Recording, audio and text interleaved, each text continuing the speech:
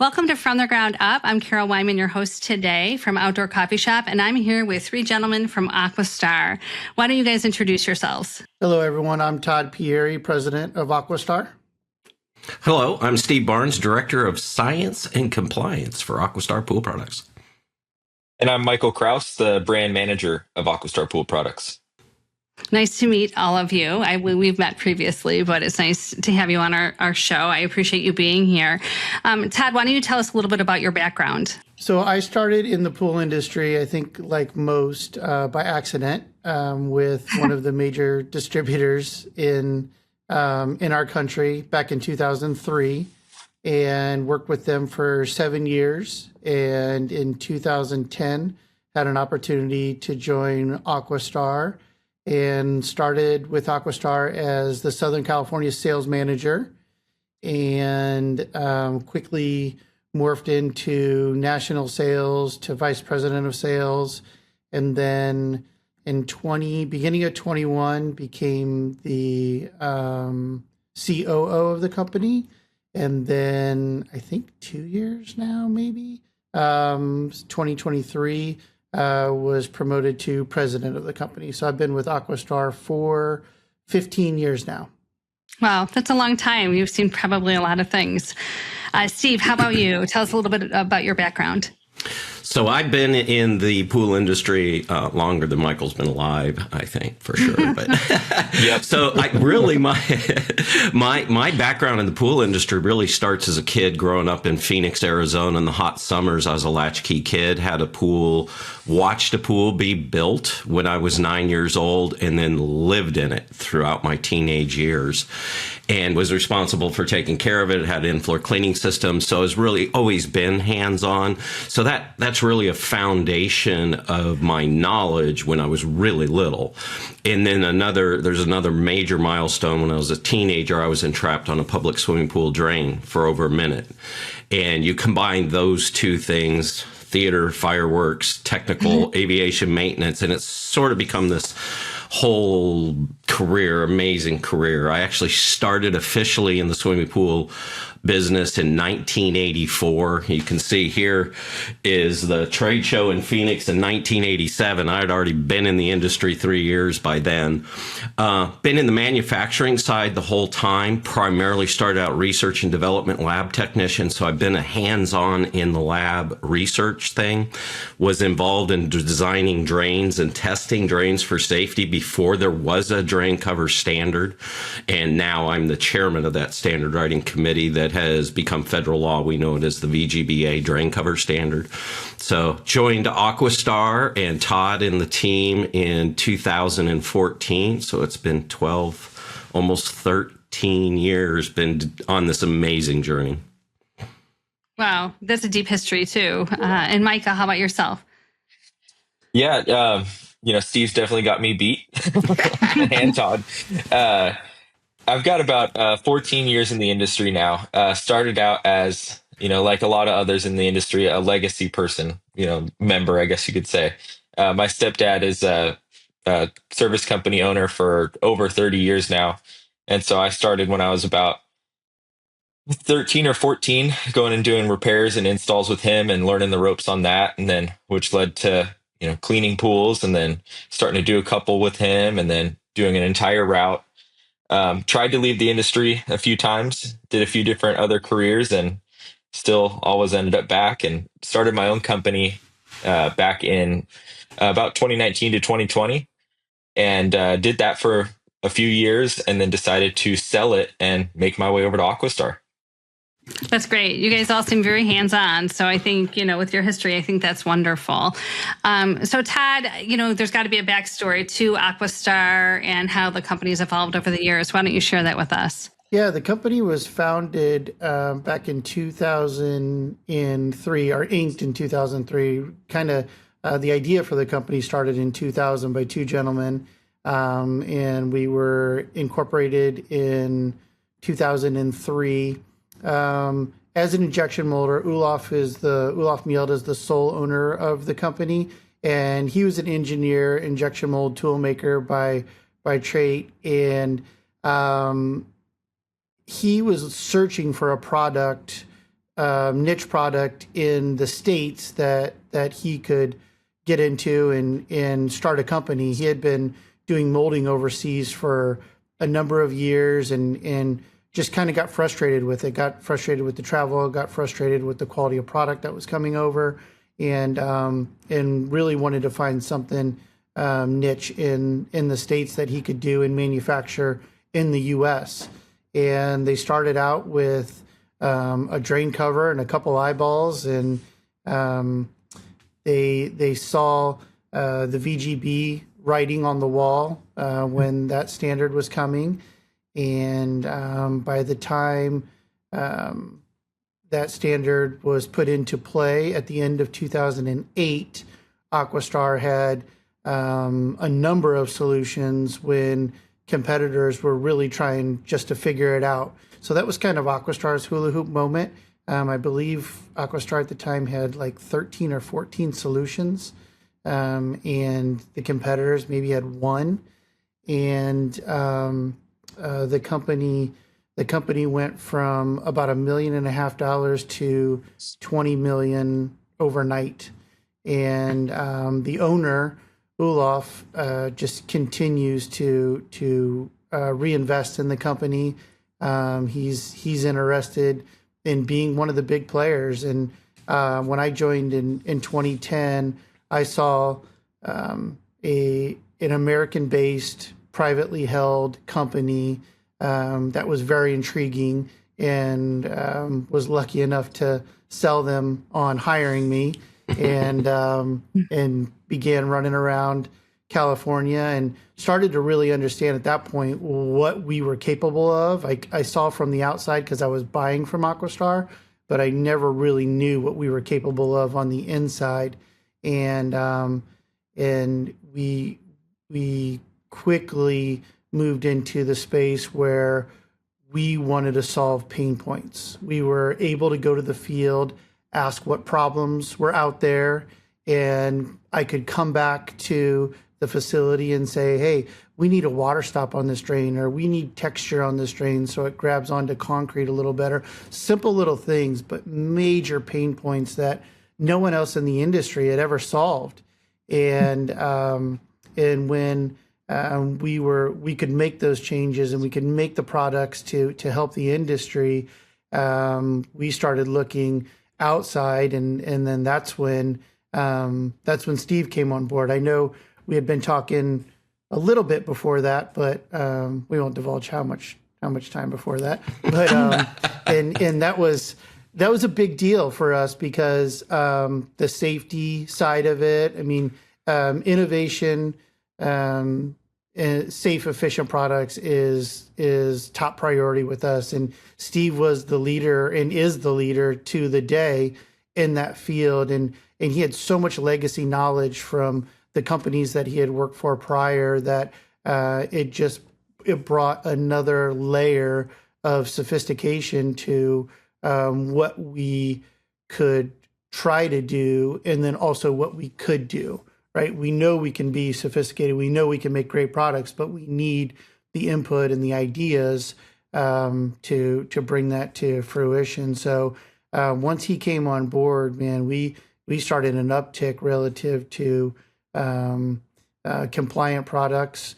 From better drain covers now all the way up to NSF approved equipment, and continuing to come out with more and more every day. So I believe we're with his input and the skills of everyone else in this company, we're leading the way in those categories right now.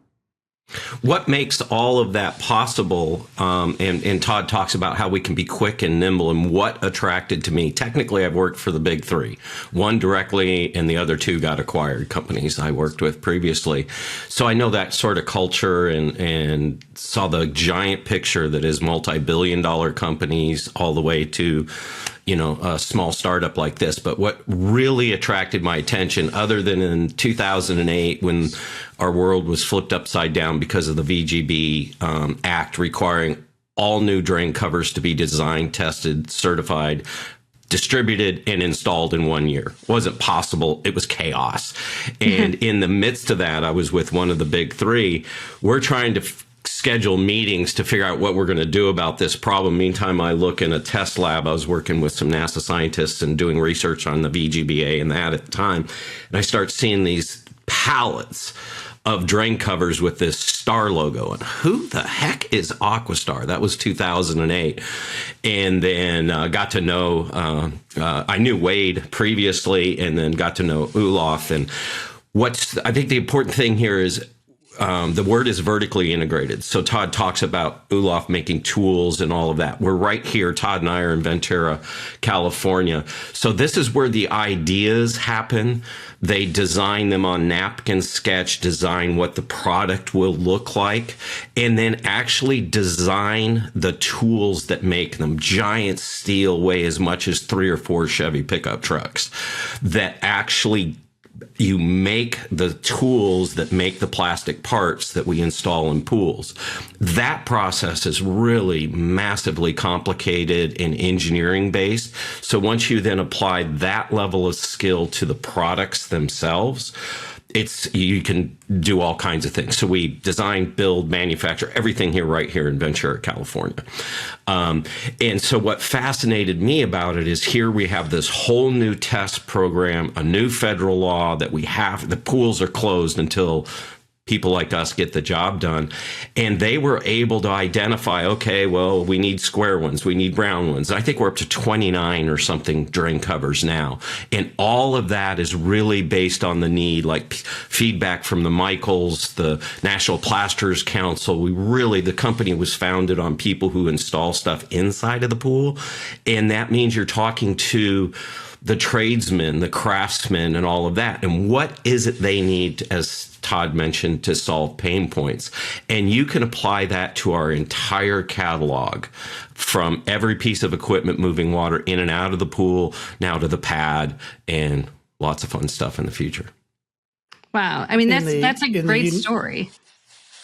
Yeah. The unique part about the vertical integration that Steve talks about is being vertically integrated is obviously a huge advantage for us, but I don't know that there's many manufacturers in this country that are vertically integrated in any industry, let alone the pool industry.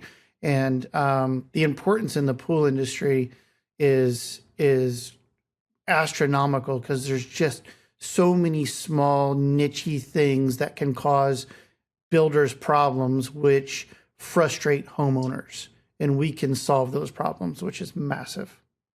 It is. There's passion and diligence and just a care to solve people's problems, and that's a great story. And those, the reason you have so many products is because you have the niche. You can see exactly what is needed because you've been out in the field and and you talk to the contractors and understand. So I think that puts you ahead of so many people.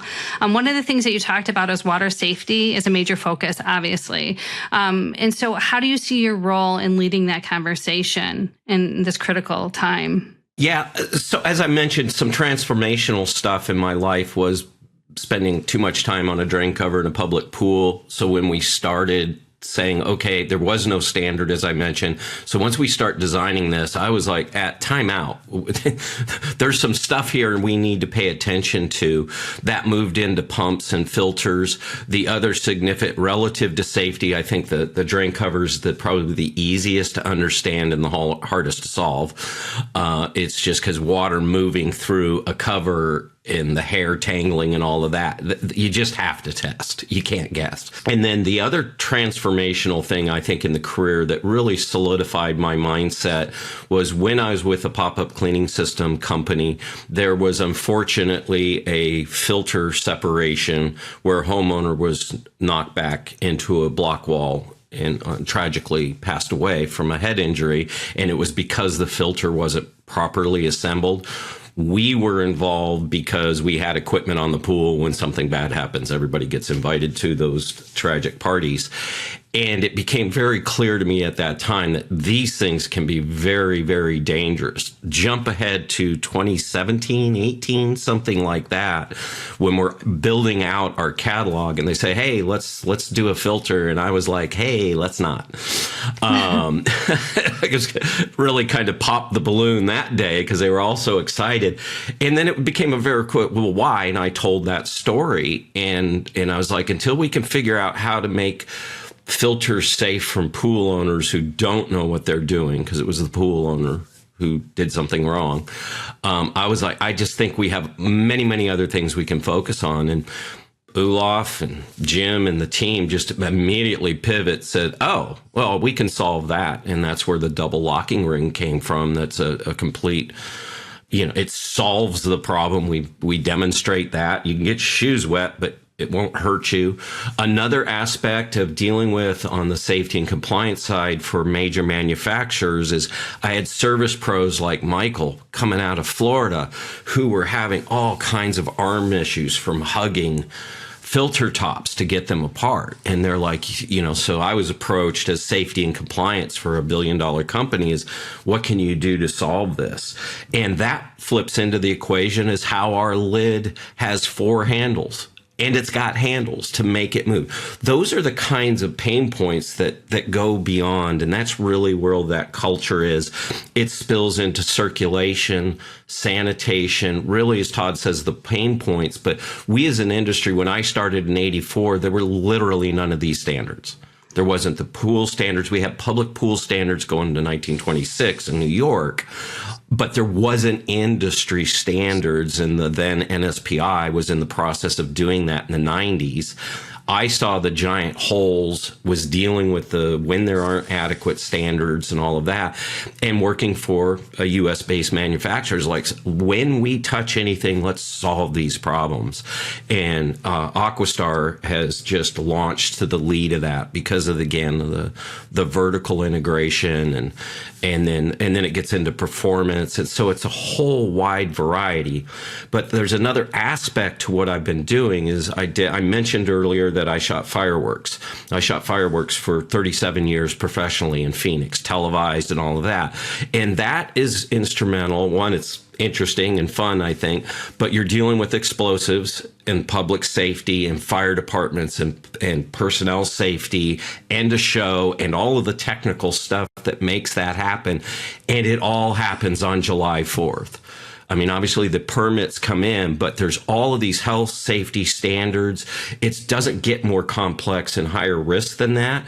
And it's all what makes that possible is a working together with various levels of government, licensing, product safety, extensive training and all of that. So using all of that and applying it to the pool industry that had these nascent, they didn't have standards, was we need to protect public health. We had the water quality stuff, but nothing much on filters and drain covers and all of that. So the whole idea is we need this for our industry to thrive so we can all have a good time like the 4th of July safely. But they didn't exist. So it became a real passion to research, hence the labs, to do what is the physics? What does it take to actually test a drain cover to make it? And I was involved in developing 3 or 4 of those tests to validate that kids can get in their drains without getting hurt. So I've been really building up these critical standards, mainly on safety and moving water, variable speed pumps, things like that. And I firmly believe that's made our industry better, to make a pass fail so that people like Michael and the service trades can trust when they get a certified product, it's going to do its job. Well, those standards didn't exist, so we wrote them. Well, now when you're involved in doing the research that becomes the tests, now we have more knowledge collectively than our competition. Love our competition, but we want to beat them. And so what we do in the lab and all of that is we're taking things right to the level of the limits of physics, like wind tunnels for cars and all of that kind of a thing. That allows us to build safe product, energy efficient products, and we can be right at the limits of physics and performance, and our competition could come up and join us, but they can't get ahead of us. And I think that's a huge strategic advantage we have at AquaStar across our full catalog. Wow, that's amazing. And so, I mean, does that allow you to stay ahead of compliance and regulatory issues? And can you speak more towards how you continue to stay ahead of that? Yeah, so I mentioned that I'm the chair of the drain cover standard. It's an ANSI standard, and all ANSI standards have to be looked at every 5 years and to see if anything's changed. Well, in the world of the pool industry, it's rapidly changing, from all the new surf venues to cold plunge pools. All this new stuff is happening, and there's no standards for them. So there's research in that. And so, yeah, absolutely. Knowing it kind of starts with find the need and fill it, the pain point, fix it kind of a thing.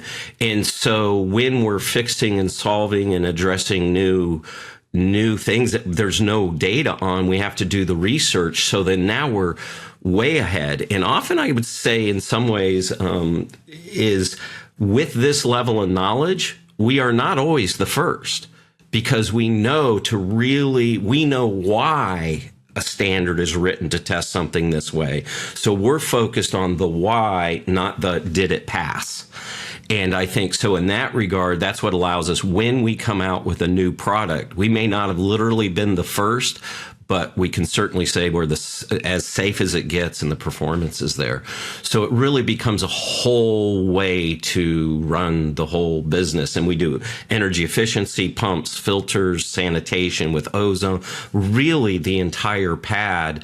And all of those codes and standards are changing. And by being involved as a volunteer, helping, voting, and also I think it's important to mention is with this knowledge, AquaStar and ULOF 100% empowers me to share that knowledge with anyone. I do a lot of education. I get a lot of phone calls, and I'm very proud that AquaStar's competitors feel comfortable to send their customers to us for technical support, knowing that we won't directly take them as customers. Kind of happens that we solve their problem. They're like, oh, okay. But it's not, so we're really in the codes and standards. I think AquaStar is a great team player for the full industry. Yeah, we want great products that help us sell a lot of stuff, but we also want our competitors in our industry to thrive and be healthy, because really swimming in the pool environment, the careers it provides us is so much bigger than any company or certainly individuals. So how do builders and installers receive this information? A lot of times they'll have to change how they're doing something. They don't know how, if it's a new product, if there's a new regulation, how do they receive it, and why is it important for them to be on board? So I think the challenge that builders and service pros have, they face historically in our industry is the kinds of things we talked about, filter separations or suction safety issues, energy on the safety side, is those events are extremely rare compared to the number of pools and spas we have, the number of people that are in them all the time. So risk times exposure on the risk management side, that's all very big. And companies, like Arizona that build, 3,000 pools a year and have for decades and decades and decades have never had one of these incidents.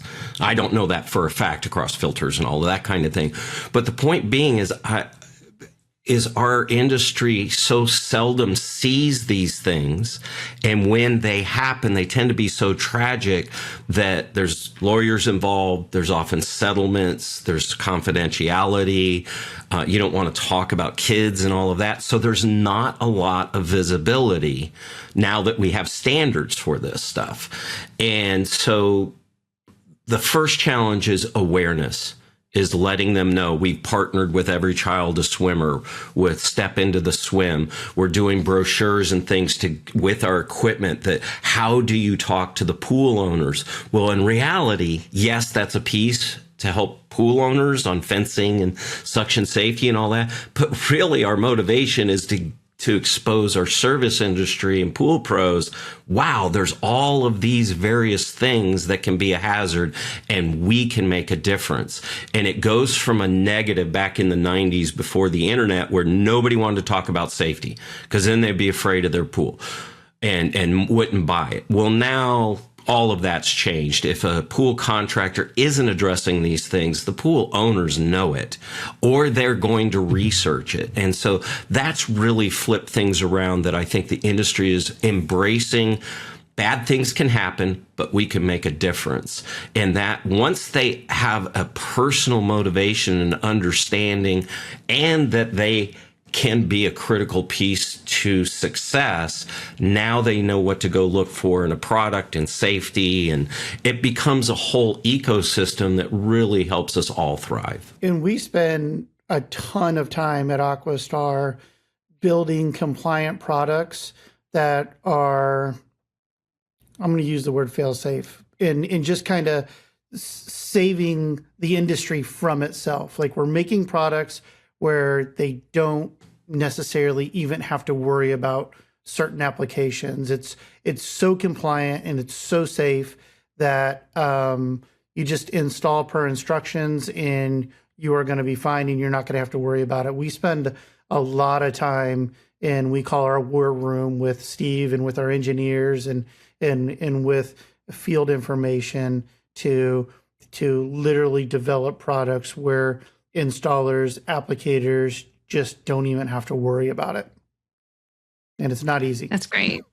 Well, you guys are obviously known for innovation too. So I know you have a flow sync product that is out or coming out. What's the idea behind that, Todd? So, well, funny enough, there's some regulations in building commercial pools that obviously span across the country, and there are some niche regulations that I'll just say, for lack of a better term, have been ignored, and only because there were no products available. So the FlowSync is the first and only NSF certified floor return in the market. And Steve can correct me, but I believe it's been a couple years. Steve came to us and said, this is a product that the industry desperately needs. And also, like you talked about before, sometimes we're the first, sometimes we're not.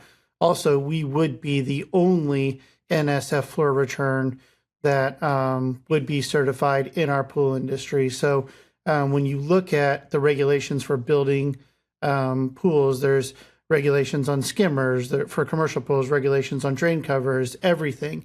And there's also regulations on floor returns. And not only did it serve the purpose of filling that need, but also it's so important for the pool because it solves two major things.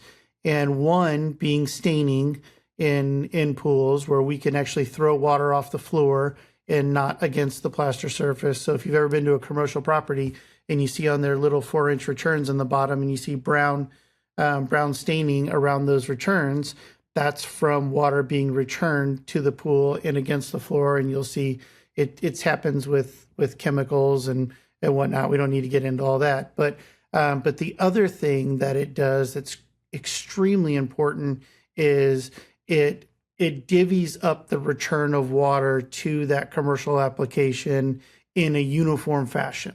And meaning the furthest returns away from the pump will get as much flow as the returns closest to those pumps physically furthest away, based off just adjusting that flow sync literally from the surface of the pool. So it is, I don't like using the word because I think it's overused a lot, but it is one of the most revolutionary products this industry's seen. And the brilliance behind it was, Steve said, A, we need to make this product. B, it needs to fit in the housings that are already out there. And C, the reason it needs to fit in those housings is because it needs to be retrofittable. So the applications that are already out there in the commercial pools, we can simply retrofit those very easily, and you get the same benefits from the flow sink in a new construction as you would a existing application. So you answered some questions already as far as efficiency, as far as the safety, how hard is it to install? Steve, is there anything you want to add to that?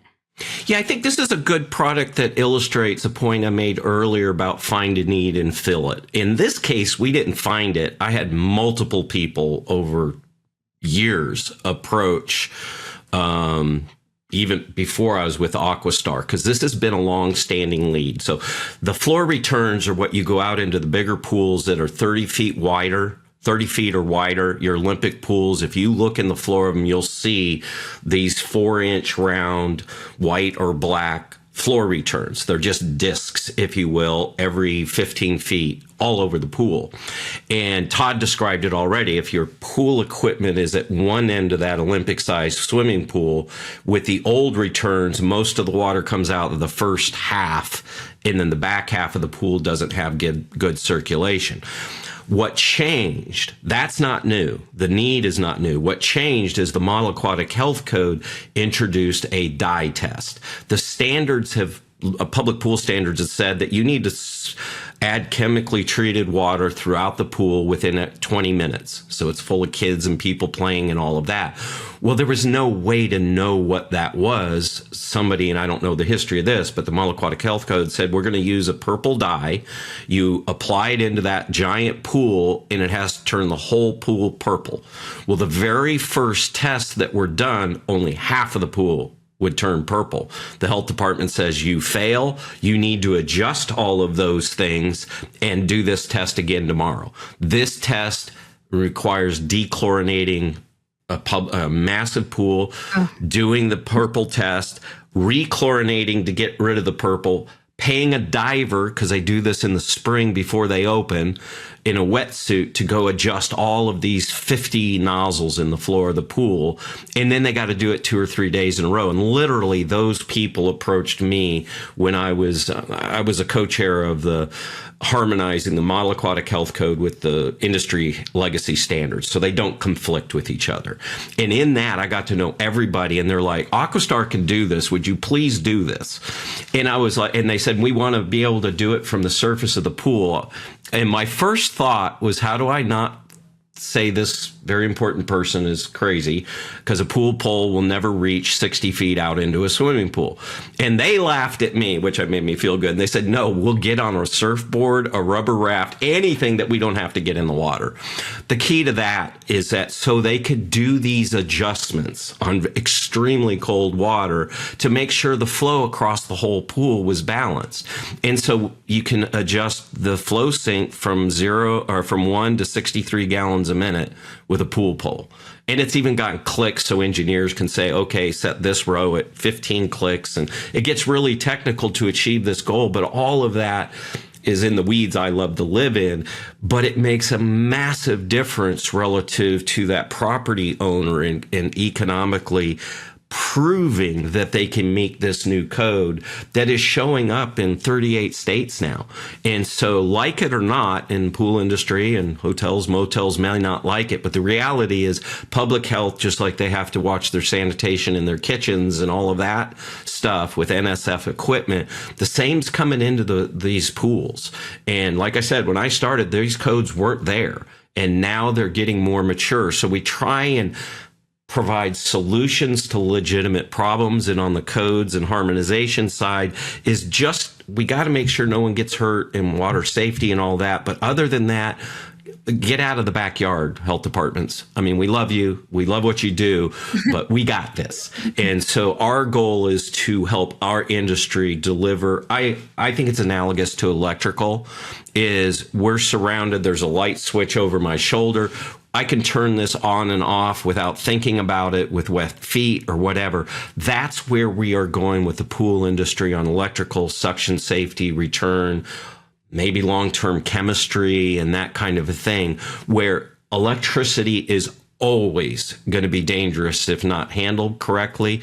But we're at a point we don't think about it, right? Well, that's where we're taking the pool industry. Yeah, that's innovative. That's, staying ahead of your competitors for sure in that realm.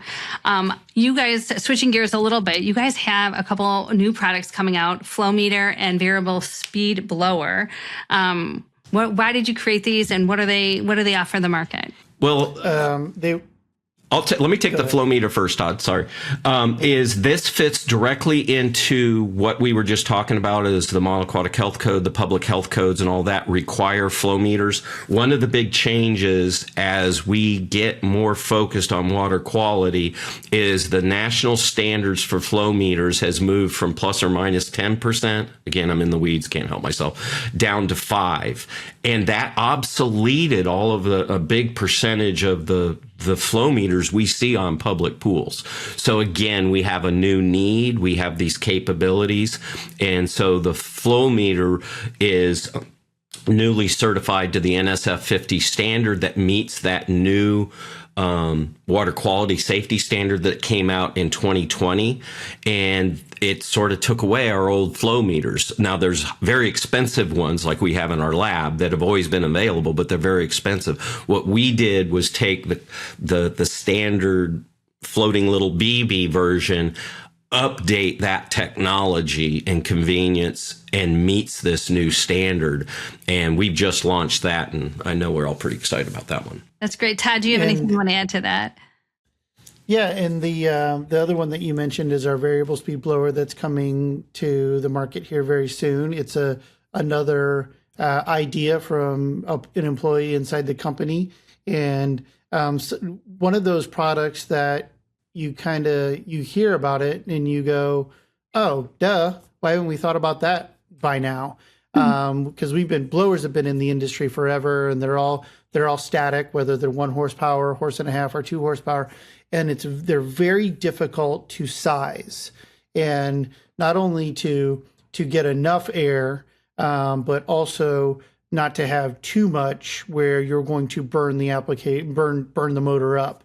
So oversizing, undersizing, it's just been a chronic problem in our industry for years now. And when you go to distribution houses and you ask them, what's your number one product that's returned that has nothing wrong with it, and it's a blower, because it's just very difficult on a retrofit side for a service professional to go, that needs a 2 horsepower or a horse and a half. So this product gives you the range from 0 horsepower all the way up to 2 horsepower, which is huge for the industry. So now we're going to have an application for a 110 and an application for a 220.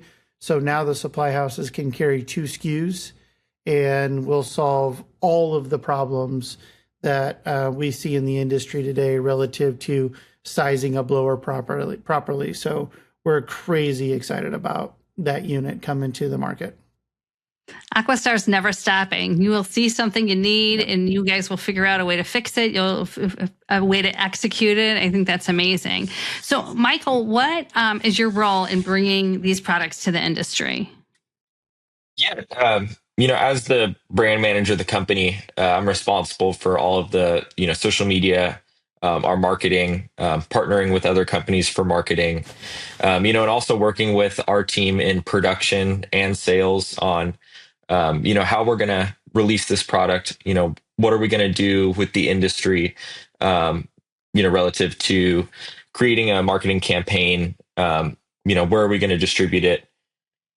And, it's quite the process when it comes down to it, especially with this new blower. We're really focusing on, we need to get this to the market and make sure everybody knows about it, because it's going to solve so many problems in the industry. So we're really diving deep on, the marketing and analytics, and, how are we going to go about, the initial drop of this product? It's a fun job. Yeah. Well, with your history Michael of owning a company and being able to be right in the trenches, that can kind of are able to check a lot of boxes and figure out what people need. So I think that's wonderful. Yeah. And having my service company and my history in the service side of the industry, I know how to talk to the service pros and all the, pool pros across the industry, and what the pain points are. And because when I was on that side of the industry, there were certain things that a lot of the manufacturers did or didn't do that really made a difference on the end product. Yeah, that's great. So if you guys have one takeaway you want listeners to remember about AquaStar, what would that be? Todd, why don't you take that?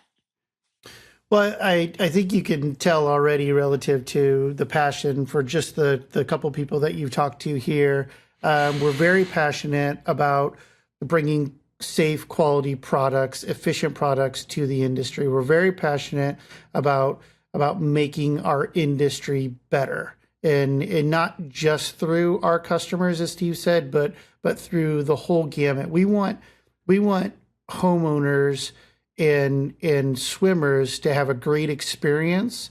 So everyone wants a pool. If we have happy homeowners and we have happy bathers, then more pools are going to be built. And this is where I'm going to get on a soapbox for a minute, but this is where I really feel like the legacy manufacturers in our industry have either become complacent or just haven't pushed forward to acknowledge or understand this need. We keep coming up with the same products year after year after year.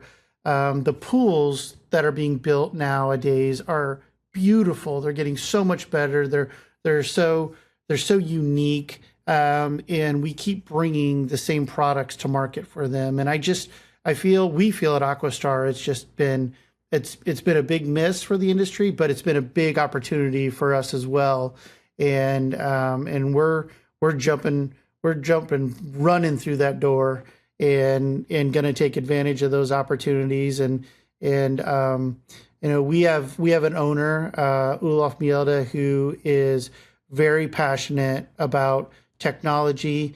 He's very passionate that he feels the industry's been a little stagnant. And as I said, he sees an opportunity, and we have the chops to bring innovation to the market. And when you have an owner that's willing to put the resources back into the company to bring those products to market, and then you have the side of the company that Steve runs relative to regulations, where he can go look at us and go, no, the speed limit here is 50. You can't go 60. And we're like, okay, darn, but we'll back it back. We'll bring it back down. It's such a huge advantage. And then being able to shed light, I believe, on what the industry from the pool professional is missing and what they haven't gotten to see from manufacturers, from major manufacturers, is our MO. And you're going to see moving forward in 26 and 27 that we're going to open the door, we're going to open the curtains and let you take a look inside and start understanding what I believe the pool professional needs to understand. This is a partnership. Like, it's important to us that these pool professionals are professionals and they can install things properly. The applications are proper. Pool chemistry is proper. All of that is so important for a quality product for the end user to make them happy.